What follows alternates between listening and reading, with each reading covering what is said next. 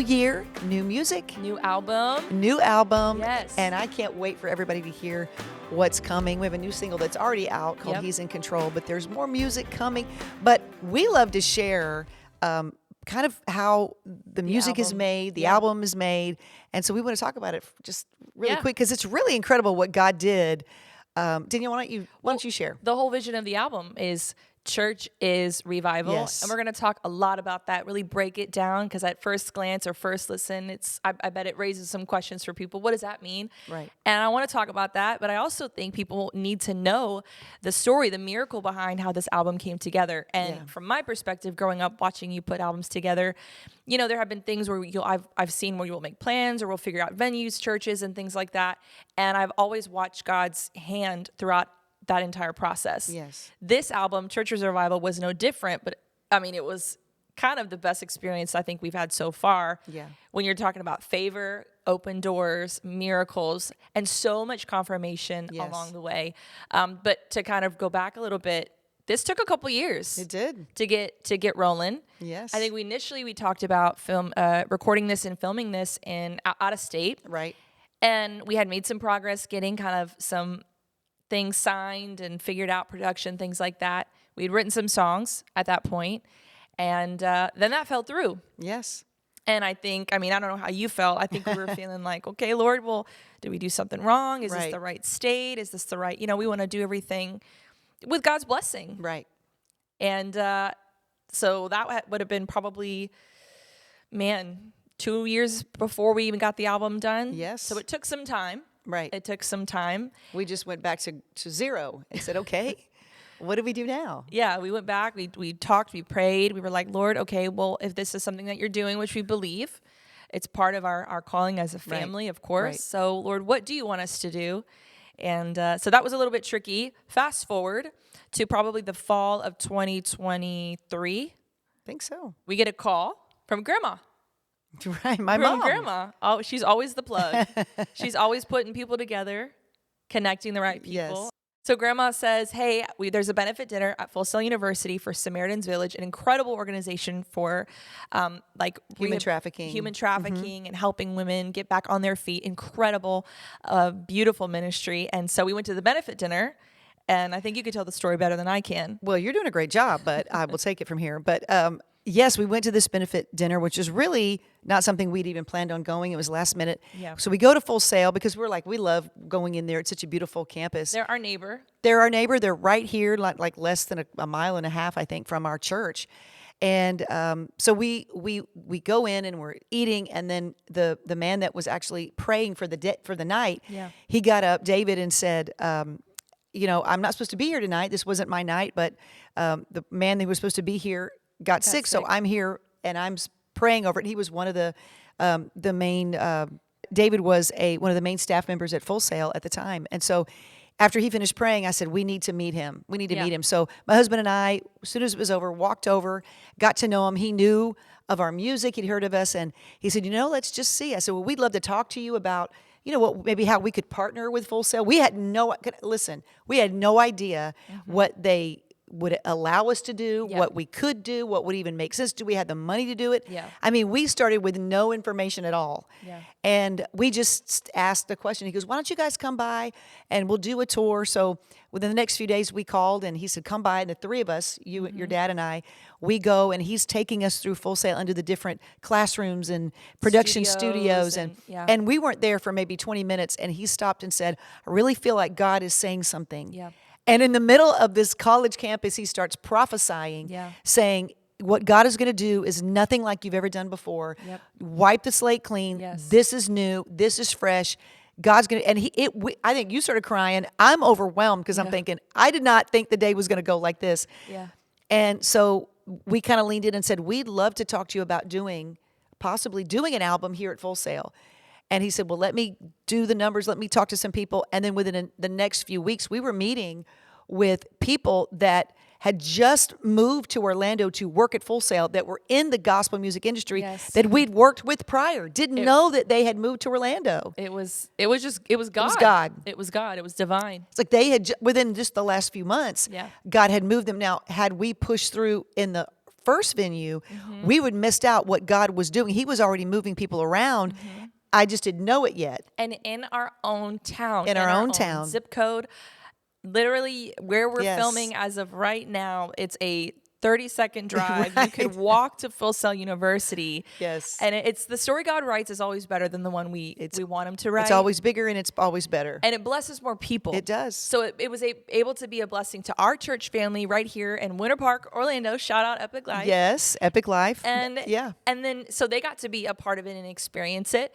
And then we were able to be a blessing and sow seed at Full Sail University, a school that we have had the amazing privilege of having so many students be part of our church. So the Full Sail students that are here at the recording are like, this is amazing. Right. This is my church family. These are my pastors. This is my school. It just was this incredible moment. And we've been praying as a church family for God to open more doors on that college campus for us to be, more of a blessing to them, to minister to the students there more than the way that we have. So it's like what God is doing is always so bigger layered. and better. And He always, if it's no, if it's a not yet, it's because he wants to bless more than what you're even imagining. He wants to bless more people. And so it might be delay, but it's never denial. Come on. And that's the good news today. You might get delayed, but God's delay always comes with something better. My sister says if God takes off a hamburger off your plate, he's going to replace it with filet mignon. So don't worry about that. And that's what he did.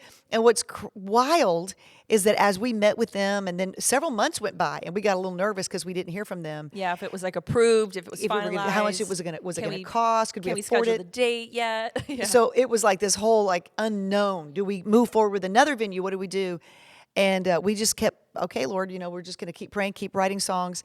And we found out that the venue that we recorded in actually had just been renovated in the last 2 years. When we started writing songs for this project, Full Sail started renovating their beautiful production studio. Like $1 million worth of $1 million worth of lighting, staging, everything. And they and upgraded Full Sail's it. gorgeous as it is. Oh, but they had just completely overhauled this live room, which is massive, and it was like brand new gear. And they ended up saying like we were the first to ever use it and utilize it to that ability. So when you go watch the video at Full Sail, we got to break in everything. It was spoiled as an understatement. And it was kind of like christened, like with praise and worship, which I think is so cool. Like their campus and all of that, and there's so many beautiful believers that work there and work with those students and are called to be, on staff at Full Sail. And so we got to partner with them too, and it was such an encouragement to them.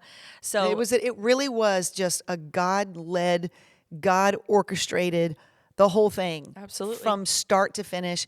The people that were a part of it, the people that, even some of the people that we hired to be a part of the, background mixing, whatever. Oh, I've worked at Full Sail. Yeah. It seemed like everybody knew everybody. Yeah. And it was just, it came together in such a miraculous way. And to be standing there that night and realizing that God had preserved this moment, this time, this platform for what he wanted. That's what we have to remember. Yes. It's not about, he puts the desires in our hearts. If we'll delight in him, he'll give you the desires, which means he implants his desires in you. Yeah. So that's why sometimes you get frustrated because it's not a you desire, it's a God desire. Yes. And so you're like, I want it now. When is it going to happen? But if God puts that desire in you, which if we delight in him, he will. Yeah. If you just follow him, it's only a matter of time. That's right. And don't settle for anything because God's got something way bigger than you could ever ask, think, or imagine.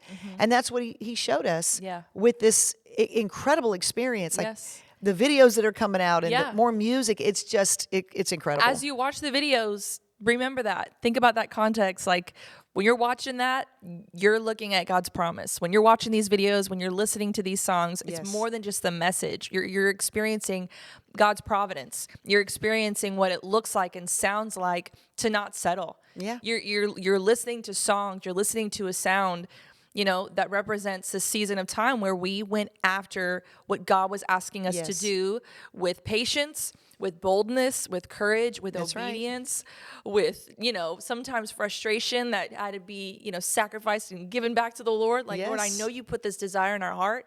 You've given us songs, but it's sometimes I think what God's asking us to do, we feel like it's this thing in our hand, but what God wants to do is also in this hand. It's also in your hand. It's connected to another person. It's connected to another lost person. It's connected to a family that's looking and searching and seeking.